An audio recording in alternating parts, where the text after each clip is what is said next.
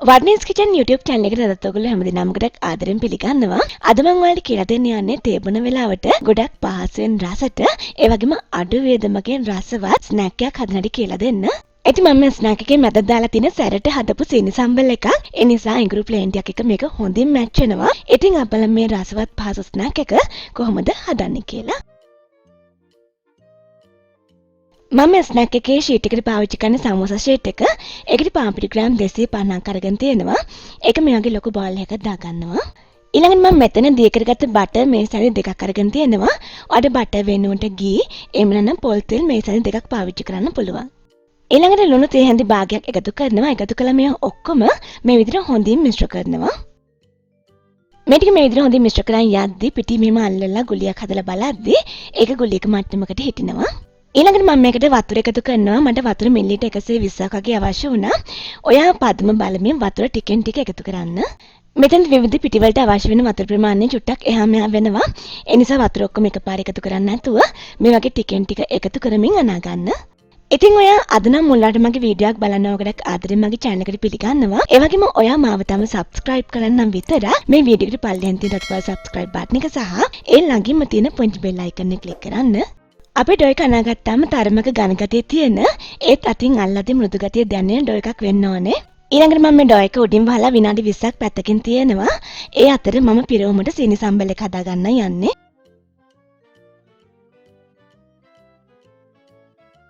මම මුලින්ම කරන්නේ මේ වගේ පොට්ටයක් ලිපෙන් තියලා ඒකට පොල් තෙල් මේසෙන් දෙකක් වගේ එකතු කර ගන්නවා. පොල් තෙල් ටික හොඳින් රත් වුණාට පස්සේ මම ඒකට අබ තෙහෙන්දි කාලක් වගේ එකතු කරනවා. එකතු කරලා තෙලෙන් හොඳින් පුපුරන්න ඉඩ හරිනවා. අප ටික හොඳින් පිපුරාට පස්සේ මම කරපිංචා ටිකක් රම්පෙ ටිකක් ඒ වගේම ලියාගත්ත අමු මිරිස් ටිකක් එකතු කරනවා. අමු මිරිස් ටිකක් වැඩිපුර එකතු කරලා මේක සැරට හදා ගන්න පුළුවන්. රම්පෙ කරපිංචා යාන්ත්‍රයෙන් බැදීගෙන එද්දී මම කොටාගත්ත එනසල් 6ක් වගේ කරාබුණන් ටිකක් ඒ වගේම කුරුඳු පොතු කැලි දෙකක් එකතු කරනවා. ඉතින් සුපුරුදු විදිහටම වීඩියෝ එකට අදාළ සම්පූර්ණ රෙසිපි එක වීඩියෝ එකට පල්ලිය අතන ඉන්ෆෝ බොක්ස් එකේ දාන්නම්. එතනින් රෙසිපි එක ගන්න ඕගොල්ලෝ. එනසල් කරාබුණන් කුරුඳු පොතු හොඳින් බැදිලා හොඳ සුවඳක් එද්දී හිණෙන් ලියාගත්ත ලුණු ගෙඩි දෙකක් මම එකතු කරනවා. ලුණු ග්‍රෑම් 250ක් 300ක් වගේ ප්‍රමාණයක් ප්‍රමාණවත් මෙතෙන්ට. දැන් මම මේකට ගම්මිරිස් කුරු තේ හැඳි භාගයක් කෑලි මිරිස් මේසෙන් දෙකක් එකතු කරනවා. ඒත් එකම සීනි මේසෙන් දෙකකුත් එකතු කරනවා. ඊට අමතරව රසය බලලා ලුණු එකතු කරන්න. ඒ වගේම මිරිස් කුරු තේ හැඳි භාගයක් වගේ එකතු කරනවා. එකතු කළා මේ ඔක්කොම මේ විදිහට හොඳින් මිශ්‍ර කරගන්න. ඊළඟට අපි මේ සීනි සම්බල් එක මධ්‍යම ප්‍රමාණයේ ගින්දරේ වරින් වර හැඳි ගාමින් උයා ගන්න ඕනේ. මේකේ ගින්දර ගොඩක් අඩු කරන්න එපා. එතකොට ලුණුට වතුර උනන්න පුළුවන්. ලුණුකේ වතුර ගතිය යාන්තමින් අඩු වෙගෙන එද්දී මම දිය කරගත්ත සීම්බල තේ හැඳි එකක් වගේ එකතු කරනවා. ඒක අඹ රසය බලලා ඔගොල්ලෝ එකතු කරගන්න. ඊළඟට සීම්බල පේස්ට් එක සීනි සම්බල් එකට මේ විදිහට හොඳින් මිශ්‍ර කරගන්න ඕනේ. දැන් මම සීනි සම්බල් එකේ ලුණු ටික හොඳින් තැම්බිලා නියම මට්ටමට ඇවිත් තියෙන්නේ. දැන් මම මේක ලිපෙන් ඉවත් කරලා නිවෙන්න පැත්තකින් තියෙනවා. ඔයාලට සීනි සම්බල් වලට අමතරව ගෙදර බිත්තර කිහිපයක් තියෙනවා නම් මේ වගේ තම්බලා කෑලි කපලා ඒකත් මැදට තියන්න පුළුවන්. එක බිත්තරක් සමන 4ට වගේ කපලා එකතු කරන්න පුළුවන්. මේ තියෙන මේ විදිහට කපාගත්ත බිත්තර ටික ඒ වගේම මේ තියෙන හදාගත්ත සීනි සම්බල් එක දැන් මම යන්නේ ස්නැක් එක හදාගන්න. මේ විදිහට අපේ ඩොයි එක තිබුණාට ගොඩක් සොෆ්ට් වෙලා තියෙනවා. ඔයාලට ඒක පේනවා ඇති. දැන් මම මේක මික්සින් බෝල් එකෙන් එළියට ගන්නවා. ඊළඟට මම වර්ක් ටොප් එකට මේ විදිහට පාම්පිටි ටිකක් ඉහලා ඩොයි එක උඩින් තියාගන්නවා. ඊළඟට ඩොයි එක මේ විදිහට පුංචි පුංචි කොටස් වලට කපා ගන්නවා. සාමාන්‍ය කොටස් 8කට වගේ කපා ගන්න. ඊළඟට මම එක එක කොටස මෙන්න මේ විදිහට තුනී කර ගන්නවා හීනියට.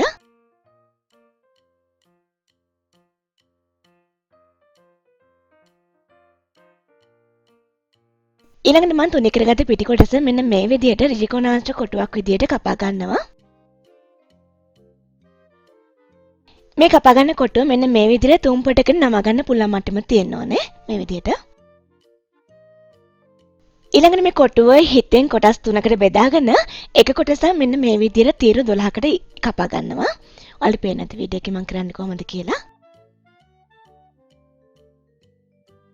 මේ විදිහට කපාගත්ත තීරු 12න් පළවෙනි තීරුව උස්සලා ඊළඟට තුන්වෙනියේ තියෙන තීරුව ඒක ඇතුලෙන් දානවා.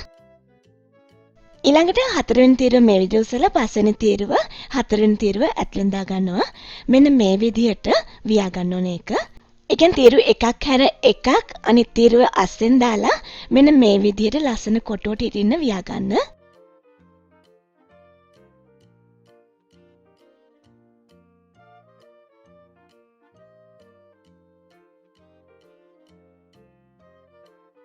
ඊළඟට මම පාන් පිටි මේසන්දි ඒකට වතුර මේසන්දි දෙකක් දාලා මේ වගේ උකු බැටර් එකක් හදාගත්තා. දැන් මම මේ බැටර් එක මේ විදිහට ෂීට් එකේ හැමදැනම ගා ගන්නවා. වියාගත්ත තැනටත් ගන්නවා මේ විදිහට. ඊළඟට හදාගත්ත සීනි සම්බල් එකෙන් මේසන්දි එකමාරක් වගේ තියෙනවා. ඒ වගේම කපාගත්ත බිත්තර කෑල්ලකුත් තියාගන්නවා. ඉතින් මම බිත්තර පාවිච්චි කරන්න සීනි සම්බල් විතරක් පාවිච්චි කරන්න. ඊළඟට කරි එක මේ වගේ කෙරවලේ තිබ්බ කොටසින් වහගෙන මේක හොඳින් අතින් සීල් කරගන්නවා. ඊළඟ ගැරප් එකක් අරගෙන මේ විදිහට තවත් හොඳින් සීල් කරගන්න පුළුවන්. එතකොට බදිදි මේක දිග හැරෙන්නේ නැහැ. ඉතින් ඔයාලට මෙතනදී මේ වියා ගන්න කොටස අපහසුයි කියලා හිතෙනවා නම් ඒ කොටස අතහැරලා මෙන්න මේ විදිහට කොටස් දෙකකට මේක හදා ගන්නත් පුළුවන්. එතකොට මේක ලස්සනයි. දැන් මම මේ වියාගත්ත කොටස මෙන්න මේ විදිහට උඩින් අතර ගන්නවා ගොඩක් පරිස්සමෙන්. මේක ගොඩක් ලස්සන තියෙන්නේ බැදුනට පස්සේ.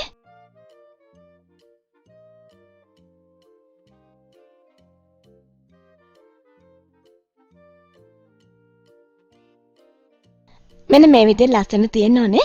ඊළඟට මම මේ ටික හොඳින් ගැඹුරු තෙලේ බැද ගන්නවා. මේ වෙලේ තෙල් එක හොඳින් රත් වෙලා තියෙන්නේ. ලිපේකින් මධ්‍යම මට්ටමේ තියාගෙන මේ වගේ හොඳ රන්වන් පාටක් එනකම් බැද ගන්න. ඉතින් අපි මේක සමෝසා ෂීට් එක පාවිච්චි කරපු නිසා අපිට මේක සීනි සම්බල් සමෝසා කියන්න පුළුවන්. හැඩය වෙනස් වුණාට එහෙම නැත්නම් මේක පැටිස් වලට සමාන නිසා සීනි සම්බල් පැටිස් කියලා කියන්නත් පුළුවන්. ඉතින් ඔයාලට පේනත් අපේ සීනි සම්බල් සමෝසාක උඩ හරිම ලස්සනට වියපු කොටස තියෙනවා කියලා. ඒ වගේම ලස්සන පාටකට මේක බැදිලා තියෙනවා. මම ඔයාලට ටිකක් කරලා පෙන්නන්නම් ඇතුළ කොහමද කියලා.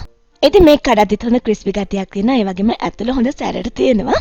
ඒ නිසා අනිවාර්යෙන් මේ රෙසිපි එක try කරලා බලන්න. ඔයගොල්ලෝගේ යාළුවන්ටත් බලන්න මේ වීඩියෝ එක share කරන්න. අපි මේ වගේ තවත් අලුත් වැදගත් රසවත් වීඩියෝ එකකින් ආයේ හම්බ වෙමු.